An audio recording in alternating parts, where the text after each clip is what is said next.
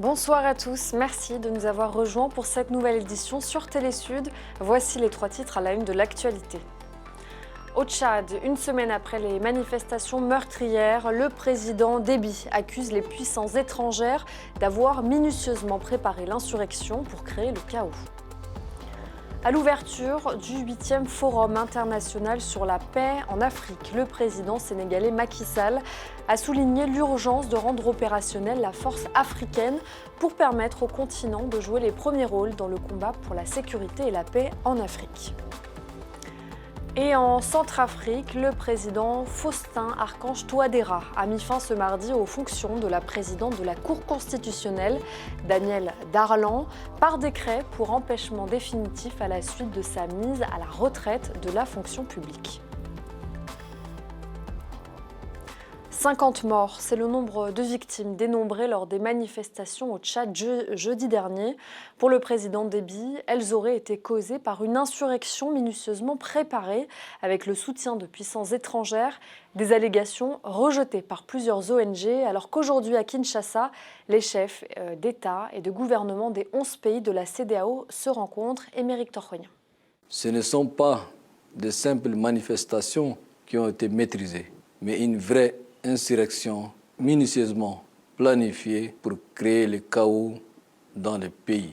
C'est sa première déclaration officielle depuis les violentes répressions des manifestations de l'opposition qui ont fait au moins une 50aine de morts à travers le pays jeudi dernier.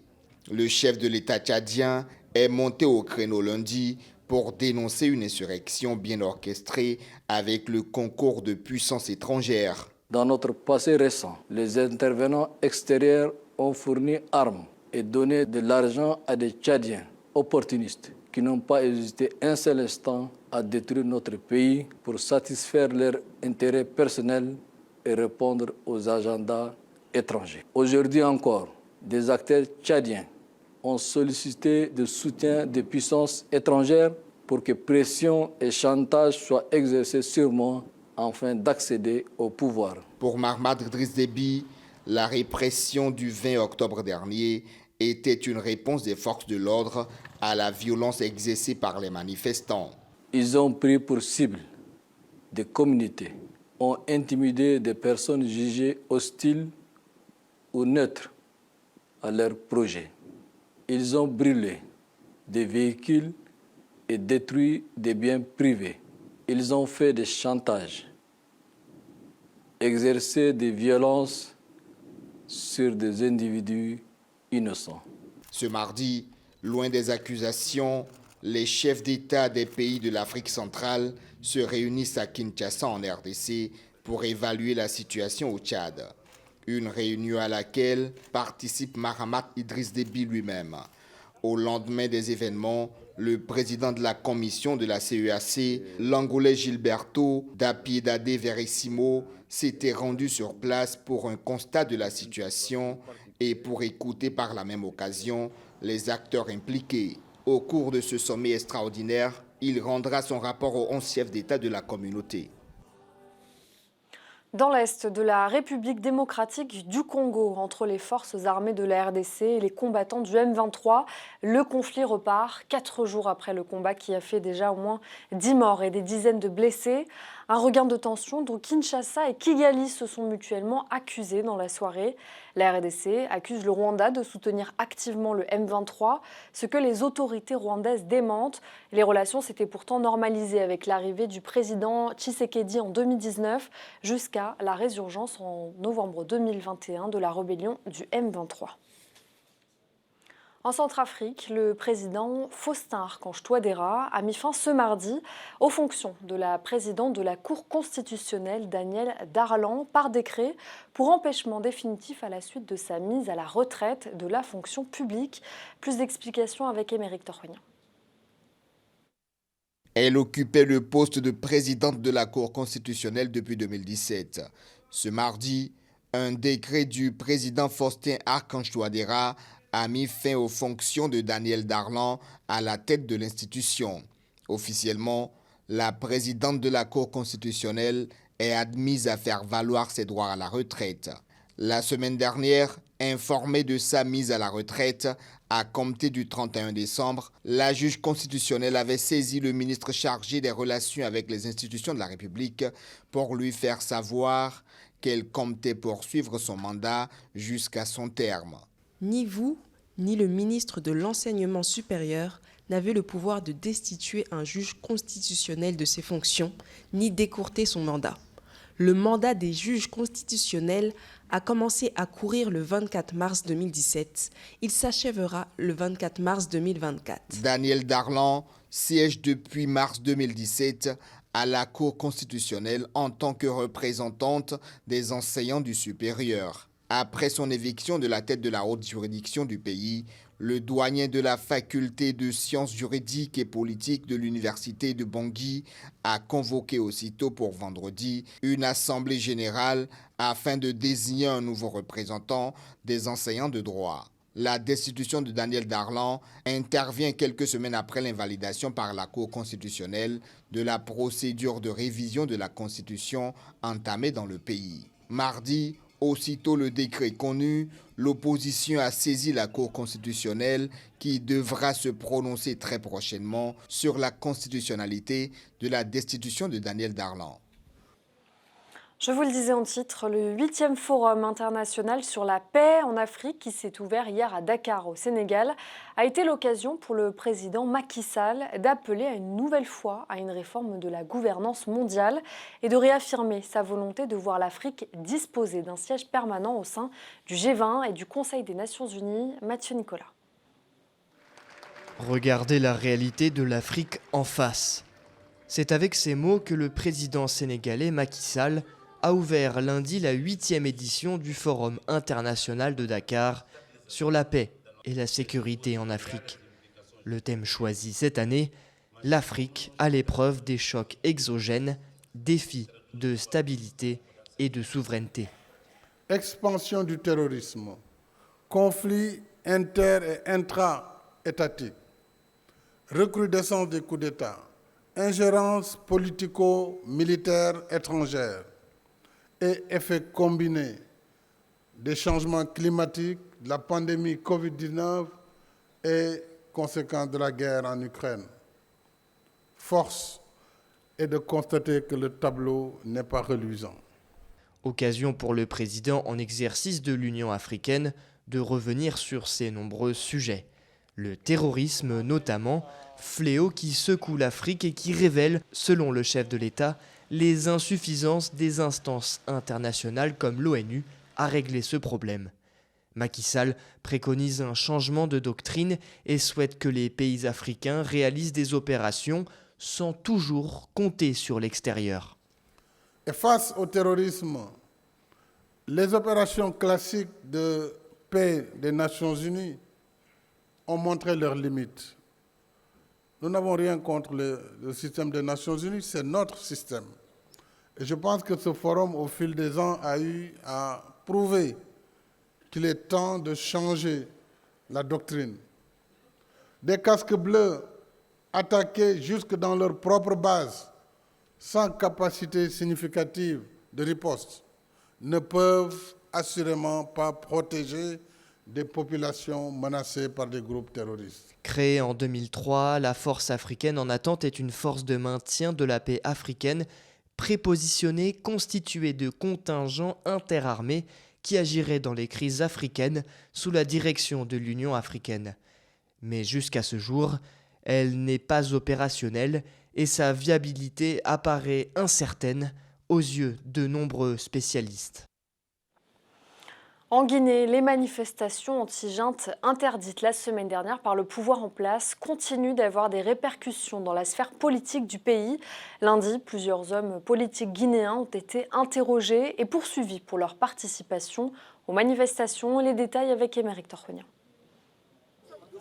De vifs échanges et le ton qui monte, près des locaux de la gendarmerie de Conakry, la tension était palpable entre gendarmes et avocats des figures de l'opposition retenus derrière ces murs. Poursuivis pour leur participation ou leur soutien aux manifestations de vendredi dernier qui a fait 5 morts, Fodé Oussou Fofana, Selou Baldé, Banousso et d'autres figures de l'opposition ont finalement été relâchés tard dans la soirée de lundi. Nous pensons que nos clients qui bénéficient de la présomption d'innocence ont déjà dit leur part de vérité par rapport aux accusations portées contre eux et qui ont même été portées sur les lettres de convocation. Il s'agit d'un attroupement interdit, de provocation à des manifestations interdites et plusieurs autres coups et blessures.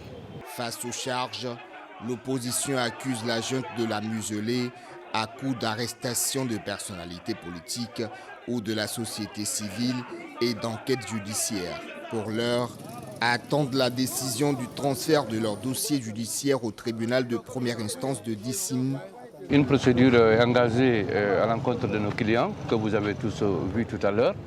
Alors, ils ont tous été entendus et la procédure est loin de terminer. Dieu merci, nous rentrons ce soir avec nos clients et tous nos clients. Et la procédure suit son cours. Le jeudi, nous allons revenir encore pour la suite de la procédure. Depuis la prise du pouvoir par la junte en septembre 2021, toute manifestation a été interdite. En juillet, le pouvoir a même prononcé la dissolution du FNDC, l'une des dernières organisations à mobiliser sur le terrain. Direction la République du Congo, Brazzaville a abrité le 9e colloque du Forum des inspections générales d'État d'Afrique et institutions assimilées, couplé avec la 8e Assemblée générale de l'organisation. Au cours de ces assises, les participants ont proposé des pistes de solutions pour atteindre les objectifs de transparence et de performance du secteur public. Reportage Louis-Marcel Satou. Les assises du Forum des inspections générales d'État d'Afrique et institutions assimilées se sont tenues à Brazzaville sous le thème « Les institutions supérieures de l'ordre administratif face aux défis de bonne gouvernance ». L'organisation entend alors contribuer au développement et à la mise en œuvre des normes professionnelles en ce qui concerne les pratiques des métiers d'inspection, d'investigation, d'audit et d'évaluation adaptés aux enjeux de la bonne gouvernance. L'Inspection générale d'État et les autres institutions membres du Forum des inspections générales d'État d'Afrique et institutions assimilées doivent s'adapter aux meilleures normes, pratiques et standards internationaux afin d'accompagner les administrations, les organismes et les entreprises publiques à valoriser la gestion optimale des ressources et à œuvrer pour la performance. À l'ouverture de ce forum, le chef du gouvernement insistait sur la notion de responsabilité des commis de l'État. Les différentes organisations publiques seront désormais soumises à une évaluation régulière de leurs performances. Chaque responsable public devrait avoir à l'esprit qu'il assumera pleinement les conséquences chaque fois que des actes de mégestion, d'abus ou de fraude seront établis à l'issue des missions de contrôle d'État. À noter que la réunion des inspecteurs généraux d'État africains est la première rencontre du genre depuis 2018 en raison de la pandémie de Covid-19 se tenant tous les 2 ans. Les premiers cas d'Ebola dans la région de Kampala, le gouvernement béninois qui suspend la vaccination contre la poliomyélite et 7 civils tués à Bakhmout en Ukraine, c'est le reste de l'actualité réalisée par Lorraine Mabou et Noël Dong. Inquiétude au sein de la population ougandaise après l'annonce de la ministre de la Santé de 14 cas du virus Ebola dans la grande région de Kampala ces 2 derniers jours. Depuis fin septembre, l'épidémie d'Ebola a fait 44 morts dans le pays. Le 15 octobre dernier, le président ougandais Yoweri Museveni avait ordonné le confinement des districts de Kassanda et de Mubende, épicentre de l'épidémie. Avec les premiers cas dans la région de Kampala, la population s'inquiète, mais la ministre de la Santé s'est voulue rassurante lundi, affirmant que la situation à Kampala était sous contrôle et qu'il n'y a pas de nécessité de restreindre les déplacements de la population. Le ministre béninois de la Santé a suspendu la campagne de vaccination contre la poliomyélite suite à de folles rumeurs qui circulent sur les réseaux sociaux indiquant que des enfants auraient perdu la vie dans plusieurs localités après avoir reçu des doses de vaccins contre la poliomyélite. Des comités d'experts du niveau national et international ont été immédiatement saisis pour vérifier tout lien éventuel avec le vaccin utilisé. La campagne a été suspendue, mais le ministre affirme que toutes les étapes du processus de vaccination ont été rigoureusement respectées. 7 civils ont été tués et 3 autres blessés mardi à Bakhmout, ville de la région de Donetsk, dans l'est de l'Ukraine, depuis théâtre d'intenses combats avec les troupes russes. Par ailleurs, 3 corps de civils ont été découverts plus tôt dans 2 localités de la région. Arrivé en visite surprise à Kiev, avant de rencontrer son homologue ukrainien, le président allemand Frank-Walter Steinmeier s'est rendu à Koryukivka, dans le nord du pays, près de la frontière biélorusse, ville détruite par les troupes russes, aujourd'hui libérées, à laquelle l'Allemagne compte fournir de l'aide pour des infrastructures énergétiques. Un mois après la victoire de son parti, la nouvelle première ministre italienne Giorgia Meloni a dévoilé son discours de politique générale ce mardi au Parlement. Sur le plan international, elle a assuré que l'Italie resterait partenaire fiable de l'OTAN en soutien à l'Ukraine qui s'oppose à l'agression de la Russie. Et enfin, sur la question de l'immigration clandestine, cheval de bataille de l'extrême droite, elle a affirmé la volonté de son gouvernement d'arrêter les départs illégaux d'Afrique. Écoutez-la. Ce gouvernement veut donc poursuivre une voie qui a été peu explorée jusqu'à présent. Arrêter les départs illégaux, rompre enfin avec le trafic d'êtres humains en Méditerranée, notre intention est toujours la même. Mais si vous ne voulez pas parler de blocus naval, je le dirais plutôt comme ça. Nous avons l'intention de récupérer la proposition originale de la mission navale Sophia de l'Union européenne. Une phase jamais mise en œuvre prévoyait le blocage des départs des bateaux de l'Afrique du Nord. Il est le nouveau Premier ministre du Royaume-Uni. Après une saga politique mouvementée, c'est finalement Rishi Sunak qui a été désigné par le Parti conservateur comme nouveau chef du gouvernement.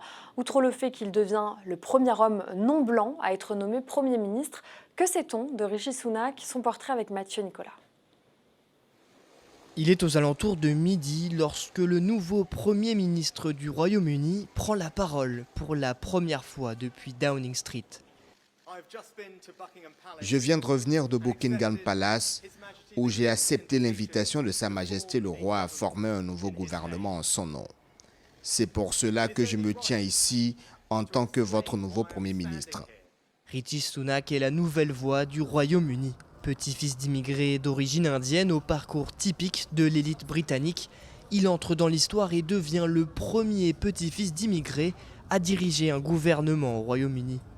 À 42 ans, il est aussi le plus jeune chef de gouvernement britannique de l'histoire.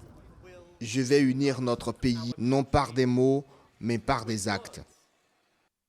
Né sur la côte sud de l'Angleterre, Rishi Sunak est l'aîné de 3 enfants et le fils d'un médecin généraliste du système de santé public et d'une pharmacienne. D'origine indienne, ses grands-parents ont émigré vers le Royaume-Uni dans les années 60. Rishi Sunak a toutefois très vite accédé à l'élite.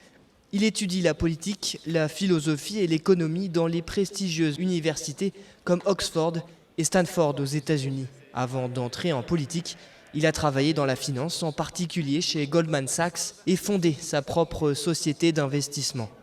Il est pour certains membres de la communauté indienne un modèle de réussite. Nous sommes absolument aux anges parce qu'évidemment, il est l'un des nôtres. Et ce qui est encore plus incroyable dans le fait qu'il devienne Premier ministre, c'est que cela se passe aujourd'hui, le jour même de Diwali qui est un jour propice. Nous sommes donc tous très excités et heureux pour lui. Candidat malheureux cet été contre Liz Truss, première ministre éphémère, Rishi Sunak sera le 5e Premier ministre depuis le référendum du Brexit de 2016. Un événement qui a ouvert un long chapitre de turbulences économiques et politiques inédites au Royaume-Uni. Le nouveau chef du gouvernement britannique prend fonction avec plusieurs défis de taille, trouver des solutions à une profonde crise sociale et un gouvernement jugé ingérable après 12 ans au pouvoir. Ces images à présent, celles de l'élection Miss Guinée-France. C'était samedi dernier à Courbevoie, en région parisienne. Cette 13e édition a vu la victoire de Fatoumata Binta Baldé, candidate numéro 2, âgée de 20 ans. Cette étudiante en Master 1 de droit privé et philosophie politique dit avoir pour projet la réhabilitation des routes et la sensibilisation à l'entretien de ces dernières en Guinée. Je vous propose de l'écouter. Je suis très surprise, je m'y attendais vraiment pas, mais je suis extrêmement heureuse et j'ai hâte de commencer mon mandat, de commencer à pouvoir réaliser mon projet humanitaire et de représenter tous les Guinéens de France et surtout les femmes de France, parce que pour moi c'est vraiment ça l'important. Et montrer qu'on peut être une femme et être intelligente, faire plusieurs choses et être une Miss. Sensibiliser les Guinéens de France pour qu'on puisse mobiliser des cagnottes, du coup pour mon projet humanitaire qui est la réhabilitation des routes en Guinée, me recruter des volontaires aussi. Essayer de mobiliser le maximum de personnes avant que j'aille en Guinée justement pour que ce soit vraiment réalisable comme projet.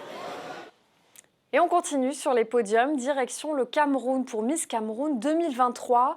Placée sous le thème « Beauté au service de l'éducation », la dernière ligne droite de cette 16e édition a été lancée dimanche, suivie d'un dîner en l'honneur des candidates. Dernière étape de la compétition qui annonce la grande finale prévue le 12 novembre prochain au Palais Polyvalent des Sports de Yaoundé. Retour sur cette journée avec nos reporters sur place, Gaël Jakam et Sringi Joy. Journée toute particulière pour ces 19 candidates à la grande finale de l'élection Miss Cameroun édition 2023. Reparties dans les 10 régions du Cameroun, elles ont eu droit, comme à l'accoutumée, à un accueil chaleureux dans leur nouvelle résidence de la part du comité d'organisation Comica. Après un bref tour du propriétaire, direction un restaurant de la place où un dîner a été offert en leur honneur, question de reprendre les forces. Les différentes candidates se disent dès lors prêtes à affronter les étapes à venir. On a été très bien accueillis. Je suis plutôt sereine, sans stress en fait, et prête pour la suite. J'ai déjà un état très positif, donc je viens à cette compétition pour donner le meilleur de moi et que la meilleure gagne. Jusqu'ici, pour moi, j'estime que j'ai déjà gagné en étant jusqu'à ce niveau. J'ai vraiment donné beaucoup de ma personne. Pendant 25 jours, les 19 finalistes seront évalués sur leur gestuelle, leur démarche, mais aussi leur chorégraphie tout au long de leur passage sur scène. Occasion donnée également à ces beautés du terroir de mieux mûrir leurs différents projets qu'elles dévoileront à la grande finale. Mon rêve le plus cher est de permettre à tous les enfants démunis de pouvoir accéder à l'éducation, ne serait-ce que l'éducation de base. La diaspora, c'est aussi pour moi la 11e région du Cameroun. Ce sont des Camerounais qui, à travers le monde, font briller le Cameroun. Et donc c'est un plaisir pour moi de pouvoir les représenter ici, même si parfois on n'est pas assez légitime selon ceux du pays. Mais je pense que c'est important aujourd'hui qu'on comprenne que le Cameroun se construira par ceux qui sont restés, mais par ceux qui sont partis également.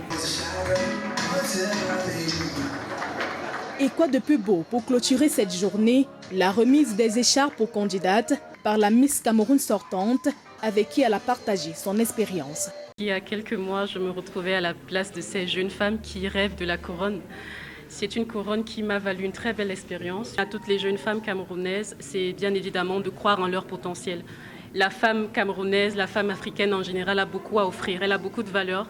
Alors c'est important qu'à travers ce genre de concours, ce type de concours, pas seulement Miss Cameroun, que ces jeunes femmes prennent conscience de leurs valeurs, se donnent la possibilité de mettre sur pied des projets. Mais qui remportera la couronne de Miss Cameroun 2023 ? Rendez-vous à la grande finale de cette 16e édition le 12 novembre prochain au Palais Polyvalent des Sports de Yaoundé. Qui succédera à Mohamed Bougassar? L'Académie du plus prestigieux des prix littéraires français a dévoilé la liste des 4 romans en finale. 2 hommes et 2 femmes figurent parmi les derniers prétendants. Pour la première fois de son histoire, l'Académie Goncourt s'est délocalisée pour effectuer cette annonce en solidarité avec la capitale du Liban. Le nom du gagnant sera révélé le 3 novembre.